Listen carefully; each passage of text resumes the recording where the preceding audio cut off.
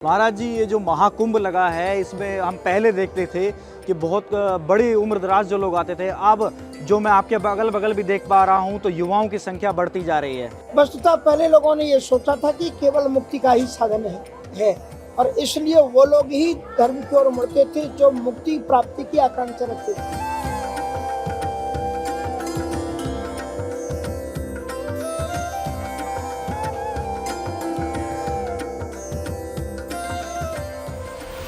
जगत गुरु अनंतानंद आचार्य जी हमारे साथ मौजूद हैं, आसन पर विराजमान है। कुंभ के बारे में जानेंगे और इस आसन के बारे में भी जानेंगे। महाराज जी, इंडिया टीवी में आपका बहुत बहुत स्वागत है। आप सभी का भी बहुत बहुत हार्दिक अभिनंदन।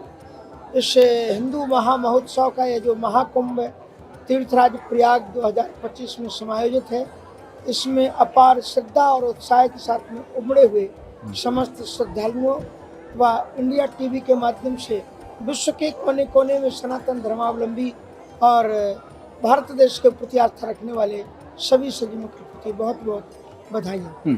महाराज जी, ये जो महाकुंभ लगा है इसमें हम पहले देखते थे कि बहुत बड़ी उम्र दराज जो लोग आते थे। अब जो मैं आपके बगल बगल भी देख पा रहा हूँ तो युवाओं की संख्या बढ़ती जा रही है।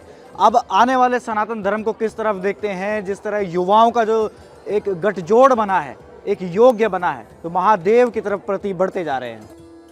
वस्तुतः पहले लोगों ने ये सोचा था कि केवल मुक्ति का ही साधन है और इसलिए वो लोग ही धर्म की ओर मुड़ते थे जो मुक्ति प्राप्ति की आकांक्षा रखते थे। युवा वर्ग इससे कटा हुआ रहता था क्योंकि उनको ये समझाया जाता था कि भजन करना, तीर्थ यात्रा करना ये बूढ़े लोगों का काम है, चतुर्थावस्था का काम है। लेकिन सच बात यह है कि धर्म एक विज्ञान है और ये धर्म व्यक्ति को जन्म से लेकर के मरण तक की संपूर्ण प्रक्रिया की वैज्ञानिकता प्रदान करता है। इसलिए श्रीमद् भागवत में प्रहलाद जी ने दैत्य बालकों को उपदेश देते हुए कहा है, कौमार आचरेत प्राज्ञो धर्मान भागवतानि ही दुर्लभम मानुषम जन्म तदप्य ध्रुवमर्थदम। मनुष्य को बाल्यावस्था से ही धर्म की ओर मुड़ जाना चाहिए क्योंकि ध्रियते इति धर्मः, जो धारण किया जाए वो धर्म है।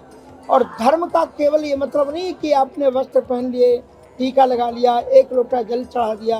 आप कैसे चलते हैं, कैसे फिरते हैं, कैसे बोलते हैं, कैसे व्यवहार करते हैं, कैसे परस्पर व्यवहार होता है, कैसे पड़ोसियों से व्यवहार होता है, सब कुछ सनातन धर्म में ये सब कुछ धर्म है। मानव की प्रत्येक क्रिया जो सदी हुई हो, जो शिक्षा युक्त हो और जो अनुशासित हो, हर एक क्रिया, हर एक कदम धर्म का स्वरूप है। इसलिए भगवद गीता में एक बहुत अच्छी बात भगवान श्री कृष्ण जी कहते हैं कि पूजा भगवान की केवल जल चढ़ाकर और फूल चढ़ाकर चंदन से ही ना करें। भगवान कृष्ण पूजा का एक विधान बताते हैं, स्वकर्मणा तमभ्यर्चो सिद्धिं विन्दति मानवाः। अपने सत्कर्मों के माध्यम से ईश्वर की उपासना करो। मतलब तुम जहाँ पर हो सत्य बोलो, अच्छे कर्म करो, तो ऐसा समझो तुम ईश्वर की उपासना कर रहे हो। आज की युवा पीढ़ी जो चैनलों के माध्यम से, आध्यात्मिक सीरियलों के माध्यम से, ग्रंथों के माध्यम से, सत्संगों के माध्यम से, आज इलेक्ट्रॉनिक मीडिया के माध्यम से और प्रिंट मीडिया के माध्यम से जो धर्म का विस्तार किया जा रहा है, उसके माध्यम से वे आत्म तत्व की तलाश में उन्मुख हो रहे हैं और उन्हें मालूम हो रहा है कि रोटी, कपड़ा और मकान ये शरीर के साधन तो हो सकते हैं लेकिन आत्मा को शांति और सुख इनसे प्राप्त नहीं हो सकती। इस प्रकार से शरीर के लिए भोजन की आवश्यकता है, उसी तरह से आत्मा के लिए भजन की आवश्यकता है और उस भजन की प्रेरणा व उसका वास्तविक दिग्दर्शन हमें इस महाकुंभ में प्राप्त होता है। महाराज जी, प्रदेश में व्यवस्था की गई है कि जो भी साधु संत जाएंगे उनके ऊपर से पुष्प वर्षा की जाएगी। जब आपका आगमन यहाँ प्रयागराज की इस पावन धरती पर हुआ तो व्यवस्थाओं को कैसे देखते हैं जो प्रदेश की सरकार ने की है? प्रदेश की सरकार ने बहुत अच्छी व्यवस्थाएं की, इसमें कोई संदेह नहीं है। और मैं समझता हूँ जो पहले कभी मौनी अमावस्या मानी जो 29 तारीख को स्नान होने वाला है जी, शाही, जिससे मौनी अमावस्या कहते हैं, उसमें जो कहीं जाकर के भीड़ हुआ करती थी, सबसे ज़्यादा भीड़ कुंभ में या माघ मेला में उसमें होती है, वो पहले ही स्नान में हो गई।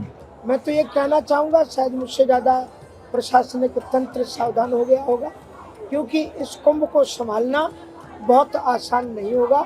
पर आदरणीय योगी जी और उनके साथ में लगे हुए जो पदाधिकारी हैं, सैनिक लोग हैं, सारे लोग हैं, निश्चित रूप से इसे सुचारू रूप से चला लेंगे, क्योंकि इसी बार में ही बहुत काफ़ी संख्या थी और जिसे अनुशासित करना बहुत कठिन काम था, पर उसे किया गया है। मुझे आशा है कि पूरा कुंभ इसी तरह से सुखद अनुभूतियों के साथ में व्यतीत होगा। महाराज जी, सनातन धर्म जो है वो लगातार अब बढ़ता जा रहा है। चारों तरफ देखे, चाहे हम देखें संत महात्माओं की तरफ से धर्म संसद का जो आयोजन किया जा रहा है, क्या आपको ऐसा लगता है कि अब जो भारत है वो वाकई विश्व गुरु की तरफ बढ़ रहा है? देखिए, ये तो निश्चित रूप से है, क्योंकि आज जो विश्व के अन्य देश जो भौतिकवाद के माध्यम से सुख और समृद्धि को ही संग्रह करने में अपने आप को श्रेयस्कर और महत्वपूर्ण मानते थे, आज वो तलाश कर रहे हैं कि वस्तुतः आत्मिक शांति किस तक से प्राप्त की जा सकती है। और अब वो लोग भी भारत की ओर देख रहे हैं, भारत की गीता की ओर देख रहे हैं, भारत के सदग्रंथों, मनीषियों के उपदेशों को अपने जीवन में आत्मसात करके आज दुनिया में योगा सुनाई पड़ रहा है। आज दुनिया में हरे रामा हरे कृष्णा की धूम मची हुई है।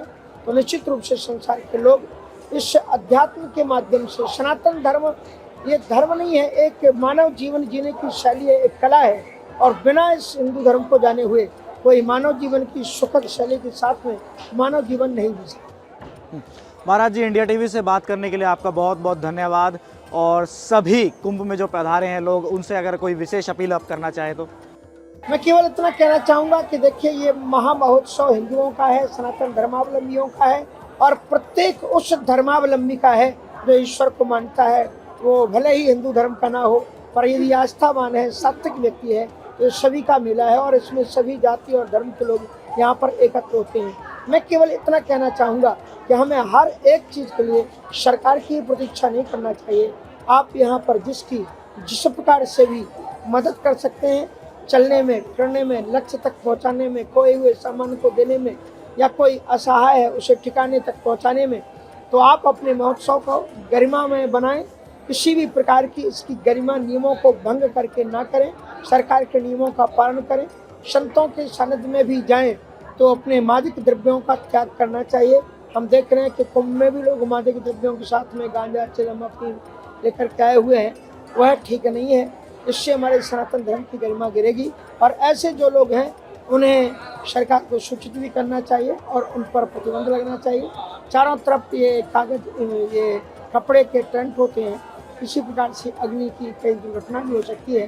तो हम केवल इतना कहेंगे कि हम केवल यहाँ आध्यात्मिक उपासना के लिए आए हैं, तो हम अध्यात्म पर ध्यान दें, दूसरे की निंदा चुगली से बचें, और अपने जीवन की आत्म तत्व को प्राप्त करने के लिए संतों के चरणों में बैठ करके उनके प्रवचनों को सुने, और प्रवचनों से आत्मा को शुद्ध करें और स्नान से शरीर को शुद्ध करें, तो हमारा मानव जीवन धन्य हो जाएगा।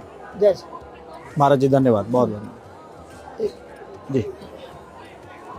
इसी के साथ में मैं इंडिया टीवी चैनल के समस्त दर्शकों को यहाँ आने का आह्वान करता हूँ, और आप सभी की इस उत्सुकता के लिए जो आप चैनल के माध्यम से आध्यात्मिकता के विस्तार को देख रहे हैं, आपको बहुत बहुत साधुवाद, धन्यवाद। जय श्री राम। महाकुंभ 2025 सिर्फ इंडिया टीवी पर।